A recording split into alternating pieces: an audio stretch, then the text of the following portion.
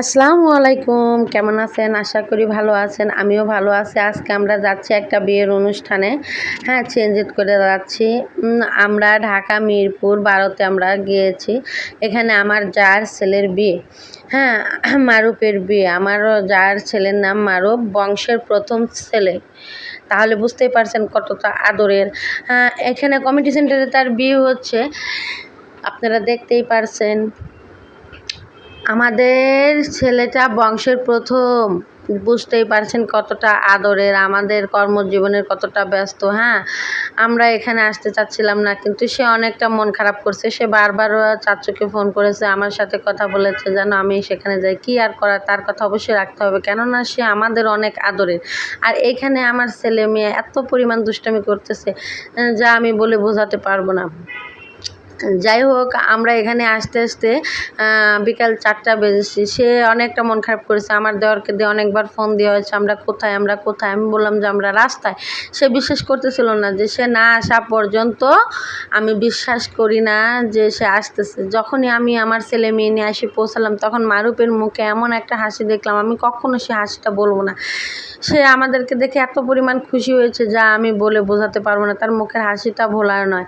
আর আমাদের বৌমাও মাশাআল্লাহ, হ্যাঁ, অনেক সুন্দর। দেখতে হবে তো কে চয়েস করেছে, আমাদের ছেলে, তাই না? যাই হোক, এখানে আসার পরে আমার বর সবার সাথে কথা বলতেছিল।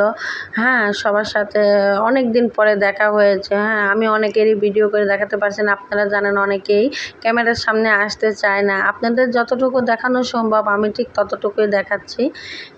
এতো। আর এখানে আমার বড় ভাসুর বলছে, কেন তোরা এত দেরি করেছিস, কেন এত দেরি করে তোরা এসেছিস? হ্যাঁ, সে খাবার খাওয়ানোর জন্য ব্যস্ত হয়ে গেছে। তোরা খেয়ে নে, ছেলে মেয়ের কি ক্ষুধা লাগেনি? তারা কি খায়নি? কেন এত তোরা দেরি করলি? সেই তো এলি। অনেক বকাঝকা করতেছিল। হ্যাঁ, সেও আমাদের বড় ভাইয়ের মতন। এই দেখুন রহমত কথা বলতেছিল সবার সাথে। আর এইখানে আমার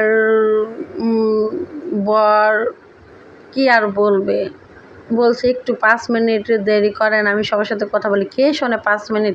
আমার বড় ভাসুর রাগারাগি করে খাবার সবাইকে বসালো।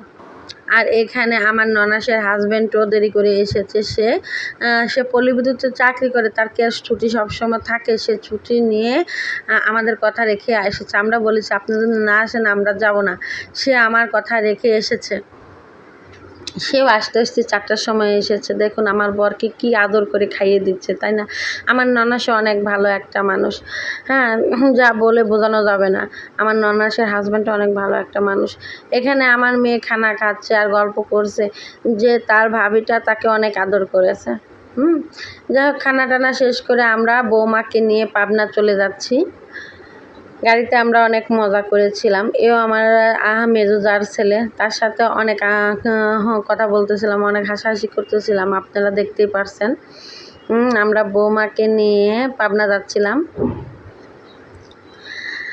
যাই হোক, আমরা পাবনা যেয়ে পৌঁছালাম, অনেক আনন্দ করলাম, অনেক খাওয়া দাওয়া, অনেক হই হুল্লোড়, অনেক আত্মীয় স্বজনের সাথে অনেক মজা করলাম, যেটা আপনাদের সাথে শেয়ার করতে পারিনি। যতটুকু শেয়ার করতে পেরেছি অতটুকুই দেখেছি। তাহলে আজ এই পর্যন্তই। আল্লাহ হাফেজ।